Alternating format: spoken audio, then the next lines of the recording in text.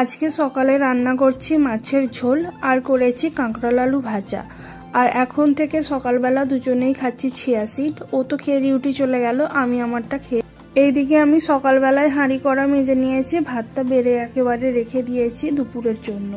আর ওইদিকে আমি ঘরও মোছা হয়ে গেছে, আর মেয়ে কিন্তু তখনও ঘুমাচ্ছে। তারপরে ওর সবজিগুলো একটু কেটে নিলাম। আর আজকে হবে গাছের পেঁপে। তো দেখো পেঁপেটা একটু পেকে গেছে, তবুও দিয়েছি। আর আজকে কি কি সবজি দিয়েছি দেখো, দিয়েছি ঢ্যাঁড়স, কুমড়ো, ঝিঙে, পালং শাক আর চাল ডাল যেরকম থাকে। তো দুপুরের খাবারে দেখো নিয়েছিলাম একটু টক দই, আর হয়েছে পুঁই শাক। পুঁই শাকটা যদিও আমি বানাইনি। অতনু একটা জবের জন্য অ্যাপ্লাই করেছে, তার জন্য টুকটাক পড়াশোনা করছে কাজ থেকে এসে। তো দেখো ওর ITI এর যে অ্যাসাইনমেন্টগুলো ছিল সেগুলোই দেখাচ্ছে। আর আমিও যেহেতু বায়োসায়েন্সের স্টুডেন্ট ছিলাম, তো আমাকেও কিন্তু প্রচুর অ্যাসাইনমেন্ট করতে হতো।